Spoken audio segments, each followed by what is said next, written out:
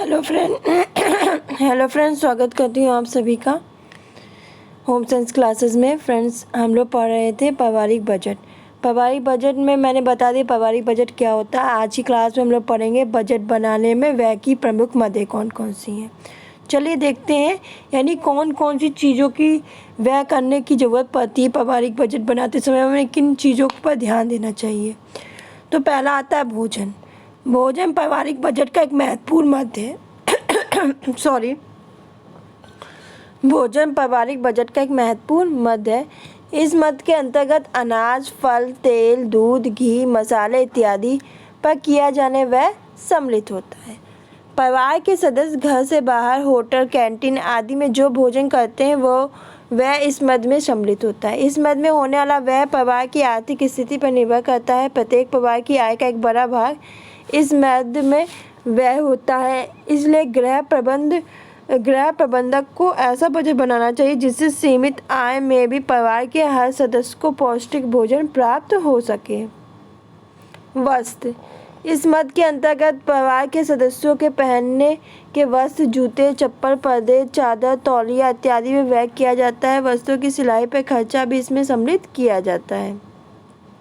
आवास। प्रत्येक परिवार अपनी आर्थिक स्थिति के अनुसार आवास की व्यवस्था करता है। व्यक्ति हो या स्वयं के आवास में रहते हो या किराए के, इस मद में मकान का किराया, मरम्मत व्यय, रंग रोगन, बिजली के खर्च आदि के व्यय सम्मिलित हैं। यदि मकान ऋण लेकर या किस्तों में लिया गया हो तो उस राशि की व्यवस्था में इस मद के अंतर्गत आती है। शिक्षा। इस मद में विद्यालय, विश्वविद्यालय की पढ़ाई के सभी खर्चे सम्मिलित होते हैं। विद्यालय की फीस, किताब, स्टेशनरी, कंप्यूटर, शैक्षिक यात्राओं, छात्रावास, ट्यूशन आदि पर व्यय किया जाता है। इसके अंतर्गत स्वास्थ्य। इस मद के अंतर्गत परिवार के सदस्यों के स्वास्थ्य से संबंधित व्यय जैसे डॉक्टर की फीस, दवाई, अस्पताल शुल्क आदि सम्मिलित किए जाते हैं। मनोरंजन में किया जाने वाला व्यय परिवार की आर्थिक स्थिति, परिवार के सदस्यों की उम्र, लिंग, शिक्षा पर निर्भर करता है। इसके अंदर पिकनिक, टीवी, सिनेमा, नाटक, रेडियो, मनोरंजन, भ्रमण आदि पर किया जाना व्यय सम्मिलित है। यातायात। इसके अंतर्गत प्रत्येक सदस्य की यात्राओं का व्यय सम्मिलित किया जाता है। इसमें निजी और व्यक्तिगत वाहन का ईंधन, मरम्मत, वाहन के रखरखाव का व्यय भी सम्मिलित किया जाता है। अन्य घरेलू व्यय। परिवार को समय समय पर अनेक प्रकार के व्यय करने पड़ते हैं, जैसे घर का रखरखाव, फर्नीचर खर्चा, घर की सजावट। जो घर की सजावट में किए गए व्यय इस मद के अंतर्गत आते हैं। बचत।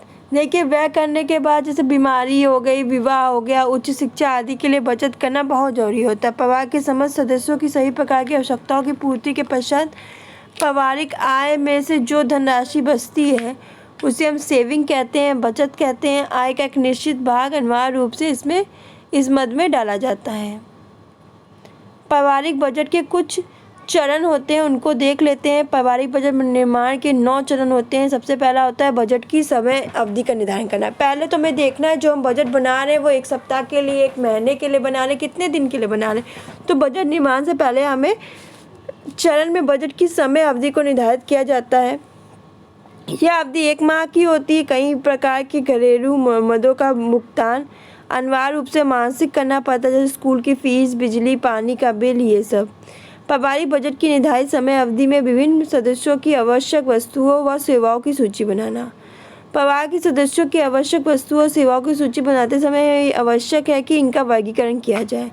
परिवार के सदस्य कुछ निश्चित मदों पर व्यय करते हैं, जैसे भोजन, कपड़ा, शिक्षा। बजट बनाते समय इन मदों के अनुरूप सूची बना लेनी चाहिए। सभी आवश्यक वस्तुओं को इन शीर्षक में व्यवस्थित कर लेना चाहिए। इस शीर्षक के अंतर्गत उप शीर्षक का उपयोग भी किया जाता है। सूची बनाते समय वस्तुओं की मात्रा भी निर्धारित करनी चाहिए। इन शीर्षक के उपयोग से बजट बनाने में सुविधा होती है, जैसे भोजन में गेहूँ, आटा, चावल, दाल, दूध, चीनी। वस्त्र में परिधान, परिसज्जा हेतु वस्त्र, जूते, मोजे। आवास में किराया, मरम्मत व्यय, संपत्ति कर, रंग रोगन। शिक्षा में स्कूल फीस, स्टेशनरी। चिकित्सा में डॉक्टर की फीस, दवाई। मनोरंजन में घर के अंदर मनोरंजन, घर के बाहर मनोरंजन। परिवार के सदस्यों की जेब में पति खर्चा में पत्नी, पुत्र, पुत्री। भविष्य के लिए बचत, बीमा, विनियोग। यह सूची परिवार के सदस्यों के आपसी विचार विमर्श से बनाई जाती है। सूची को बनाते समय परिवार का आकार, परिवार के सदस्यों की आयु, बच्चों की शिक्षा, परिवार के मुखिया का व्यवसाय, परिवार का समाज में स्थान, इन सब का ध्यान देना चाहिए। विभिन्न मदों में होने वाले व्यय का योग कर बजट पर व्यय होने वाली पूर्ण राशि का अनुमान लगाना चाहिए। इस बजट के अंतर्गत बजट के निर्माण के चरण में प्रत्येक शीर्षक के अंतर्गत आने वाले मद पर व्यय की जाने वाली राशि का अनुमान लगाया जाता है। अंत में सब शीर्षकों के व्यय का योग कर पूर्ण बजट पे होने वाले कुल व्यय का प्रतिशत निकाला जाता है। प्रत्येक शीर्षक के व्यय के योग से यह ज्ञात हो जाता है कि परिवार इन मदों पर कुल कितना व्यय कर रहा है, जैसे भोजन पर, आवास पर आदि पे। मदों की राशि की जानकारी नियमित खरीदारी अन्वय द्वारा प्राप्त की जा सकती है। आश्वत आय और संभावित आय। बजट की समय अवधि का निर्धारण करने के बाद उस समय प्राप्त होने वाली आय का हमें अनुमान लगाना चाहिए। निश्चित आय और संभावित आय दोनों का अनुमान लगाना चाहिए, उन्हें जोड़ लेना चाहिए। जो निश्चित आय है, जो इनकम हमारी फिक्स है कि हाँ ये इनकम मिलेगा, जैसे हमारा वेतन, और कुछ होता है कि संभावित आय, जैसे हमारा बोनस हो गया, कमीशन हो गया, ये संभावित होता है कि हाँ ये दिवाली में मिलेगा। अनुमानित आय। प्रस्तावित आय में संतुलन स्थापित करना, यह बजट निर्माण का सबसे महत्वपूर्ण चरण है, क्योंकि अनुमानित आय और प्रस्तावित आय में संतुलन के बिना कोई बजट पूर्ण और सफल नहीं हो सकता। व्यय की राशि यदि अधिक होगी तो प्रत्येक शीर्षक से उन कुछ वस्तुओं को हटाया जा सकता है जो अनिवार्य नहीं है। बजट में निम्नलिखित दो विधियों द्वारा संतुलन प्राप्त किया जा सकता है। एक, उपलब्ध आय में वृद्धि करके, व्यय में कटौती करके। आय में वृद्धि द्वारा अतिरिक्त व्यय को पूरा किया जा सकता है। आय में वृद्धि हेतु विभिन्न तरीके अपनाए जा सकते हैं, जैसे हम ट्यूशन पढ़ा सकते हैं, कोचिंग सेंटर खोल सकते हैं, ये सब करके हम आय में अपनी वृद्धि कर सकते हैं।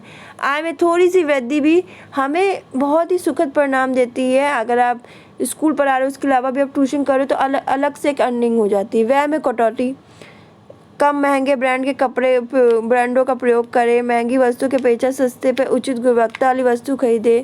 वस्तुओं की थोक में खरीदारी करने से लागत मूल्य कम लगती है। रेस्टोरेंट, कैफेटेरिया पर कम व्यय किया करना चाहिए। घर पर भोजन अधिक किफ़ायती होता है।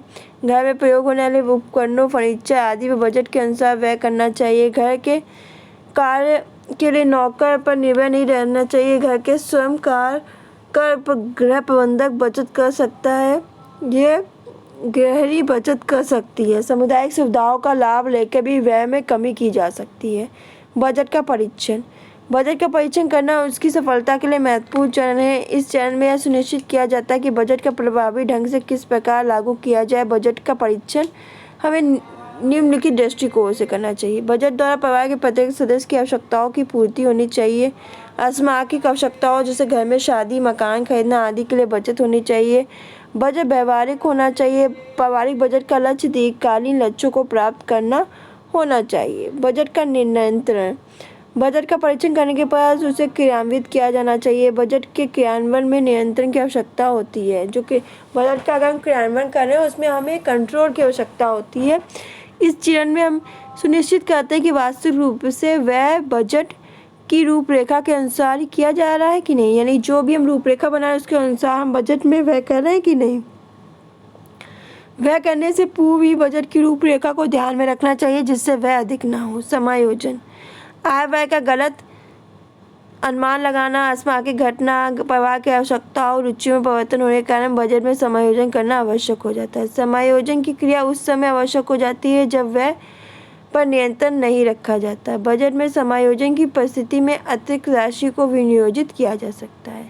व्यय का मूल्यांकन। पारिवारिक बजट का मुख्य उद्देश्य परिवार के लक्ष्यों की प्राप्ति के साथ साथ परिवार के सुख संतोष में वृद्धि करना। परिवार मूल्यांकन के चरण में यह ज्ञात होता है कि प्रस्तावित बजट के द्वारा वांछित संतोष प्राप्त हुआ है या नहीं, परिवार के समस्त सदस्यों की आवश्यकता पूरी हुई है कि नहीं। मूल्यांकन से यह भी निश्चित करना कि लक्ष्य की प्राप्ति संतोषजनक है कि नहीं। एंजिल का उपभोग का नियम। सन 1857 में जर्मन अर्थशास्त्री एंजिल ने एक आर्थिक सिद्धांत की स्थापना की, जिसे एंजिल के उपभोग नियम से हम जानते हैं। उन्होंने जर्मनी में रहने वाले परिवार के पारिवारिक बजट का अध्ययन किया, विश्लेषण किया, उन पर नवीन अनुसंधान किए। उन्होंने परिवार को 3 भागों में बांटा, निम्न, मध्यम, धनिक वर्ग में बांटा। परिवार में व्यय होने वाली वस्तुएं जैसे मकान, वस्त्र, ईंधन, शिक्षा, स्वास्थ्य आदि के बजट के अंतर्गत अध्ययन के उपरांत उन्होंने एनजी ने कुछ निष्कर्ष निकाले जो इस प्रकार हैं। जब पारिवारिक आय में वृद्धि होती है तो भोजन पर प्रतिशत व्यय कम होता है। यानी जब हमारी इनकम में वृद्धि होगी तो जो भोजन है उसकी प्रतिशत व्यय में कमी होगी और आय कम होने पर बढ़ता है। और जब हमारी आय कम होती है तो भोजन प्रतिशत व्यय में वृद्धि ज़्यादा होती है। आय में उतार चढ़ाव होने पर वस्तुओं पर होने वाले प्रतिशत व्यय लगभग समान रहते हैं। आय जितनी भी हो, प्रकाश, ईंधन, मकान पर प्रतिशत व्यय समान होगा। आय में वृद्धि होने पर शिक्षा, स्वास्थ्य, विलासितापूर्ण वस्तुओं पर प्रतिशत व्यय बढ़ता है। आय कम होने पर प्रतिशत व्यय कम हो जाता है। इस नियम से स्पष्ट होता है कि आय बढ़ने पर मूल आवश्यकताओं पर व्यय का प्रतिशत बढ़ता नहीं है, वरन भोजन पर व्यय का प्रतिशत कम होने लगता है। परंतु विलासितापूर्ण आवश्यकताओं पर व्यय का प्रतिशत आय बढ़ने के साथ साथ बढ़ता जाता है। आप देख रहे हो भोजन पे, आप देख रहे हो निम्न वर्ग 60%, मध्यम 55%, धनिक 50% व्यय घट रहा है। आप देख रहे हो वस्त्र पे 18, मध्यम भी 18 कर रहा है, धनिक भी 18 कर रहा है। इसमें प्रतिशत व्यय स्थिर है। मकान पे भी 12% व्यय स्थिर है। ईंधन में 5%, 5% तो इसमें प्रतिशत व्यय स्थिर है। शिक्षा, स्वास्थ्य, मनोरंजन 5%, 10%, 15%, इसमें प्रतिशत व्यय बढ़ रहा है। तो उपयुक्त तालिका में नियम में पहले और 5वें मदों में होने वाली राशि का प्रतिशत आज के संदर्भ में उतना ही सही है जितना पूर्व में था। आय में वृद्धि के साथ साथ भोजन की व्यय में की गई कुल राशि घटती है। शिक्षा, स्वास्थ्य, मनोरंजन पर किया जाने वाला व्यय बढ़ता है, परंतु आज के समय मकान, वस्त्र, ईंधन पर किया जाने वाला व्यय सभी वर्गों में एक समान नहीं रहता। आय में वृद्धि के साथ साथ इन मदों में व्यय का प्रतिशत भी बढ़ता रहता है। तो इसी के साथ आपका बजट का चैप्टर फिनिश हो रहा है। नेक्स्ट आज ही मैं क्लास लूँगी, आज ही आपको पढ़ाऊँगी ऊर्जा और धन का प्रबंधन। समय, ऊर्जा और धन का प्रबंधन, ये टॉपिक भी आज फिनिश हो जाएंगे। कोशिश करूँगी जल्दी जल्दी आपका कोर्स कंप्लीट करा दूँ। आज के लिए बस इतना ही, धन्यवाद।